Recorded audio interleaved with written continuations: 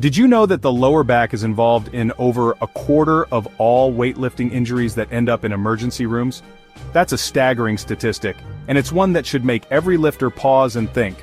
Whether you're a seasoned athlete or just starting out, the risk is real and it's more common than you might expect. That's a huge red flag for gym goers everywhere. It's not just about pushing your limits, it's about understanding the risks that come with every rep, every set, and every heavy lift you attempt.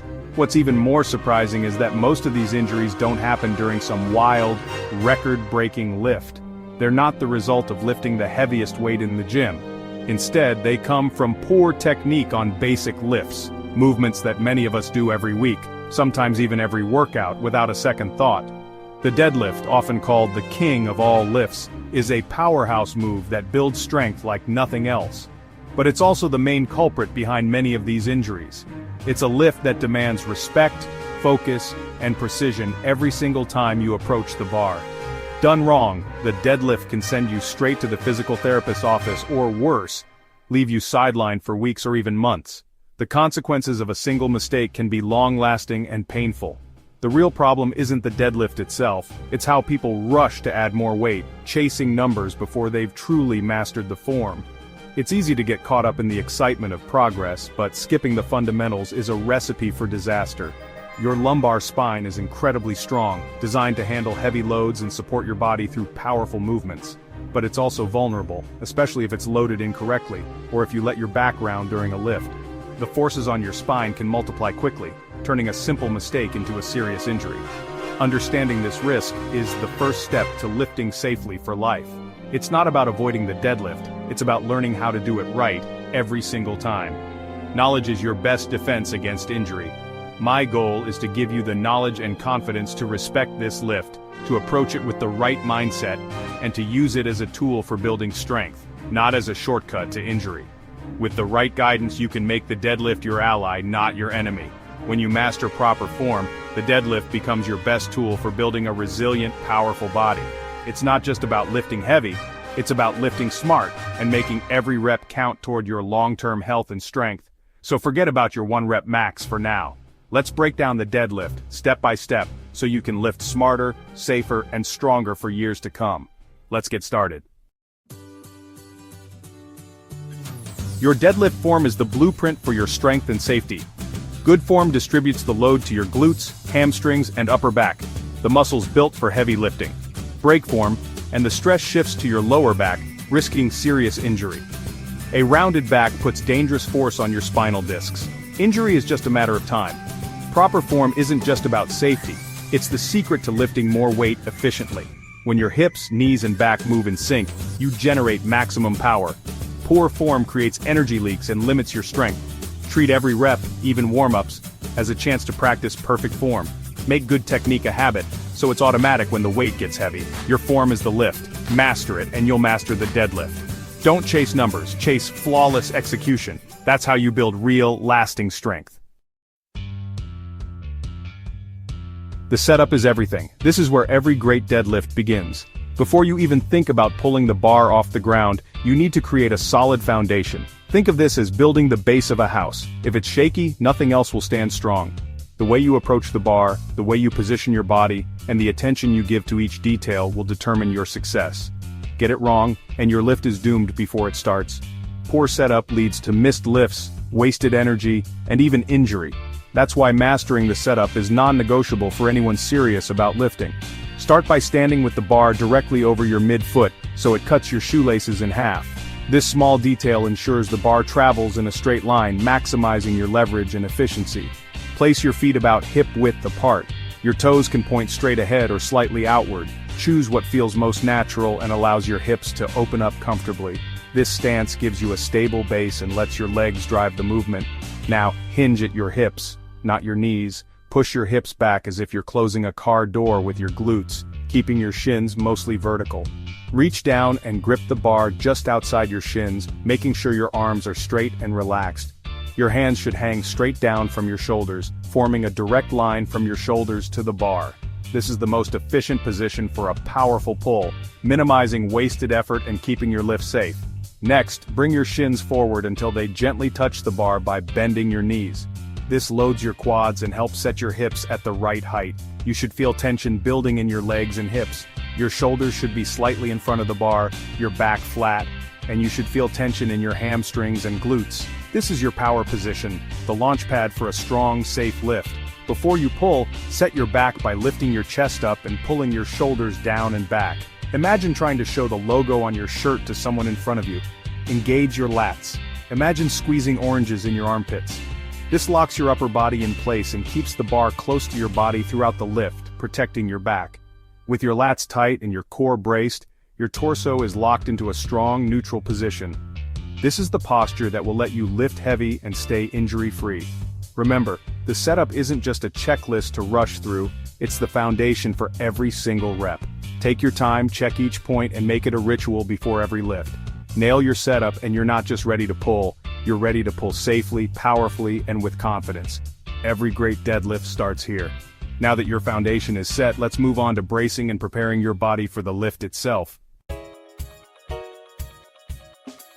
With your setup locked in, it's time to brace your core, your body's natural weightlifting belt. Bracing isn't just flexing your abs, it's about creating pressure all around your midsection. Take a deep breath into your belly, expanding in every direction. Trap that air by closing your throat, then tense your abs, obliques, and lower back. You're crushing the air inside, building a rock-solid cylinder from hips to shoulders. Hold this brace from the floor to the top of the lift. Don't exhale until the bar is back down. Releasing early destabilizes your spine and invites injury. Practice this with light weights until it's second nature. A strong brace makes every deadlift safer and more powerful. Master this and you'll feel the difference instantly. Now let's talk about the pull. With your setup and brace dialed in, you're ready for the most important part of the deadlift, the pull. This is where all your preparation comes together, and your focus shifts from getting tight to moving the weight with power and control. Remember, the deadlift isn't just a back exercise, it's primarily a push with your legs. Your legs are the engine that gets the bar moving, and your back is there to stabilize and support the load. As you begin the lift, imagine driving your feet through the floor, almost like you're trying to push the ground away from you. Don't think about yanking the bar up with your arms or back. Let your legs do the work. As you push, your hips and chest should rise together in perfect sync. This keeps your spine neutral and your body in a strong, safe position. If you feel your hips shooting up faster than your chest, pause and reset your form. If your hips shoot up first, your back will round, putting you at risk for injury and making the lift much harder. Avoid this at all costs by focusing on moving your hips and chest together. At the very start, use your quads to break the bar off the floor. Think of it as a leg press. Your quads should be firing hard to get the bar moving, while your upper body stays tight and braced. Once the bar passes your knees, the focus shifts.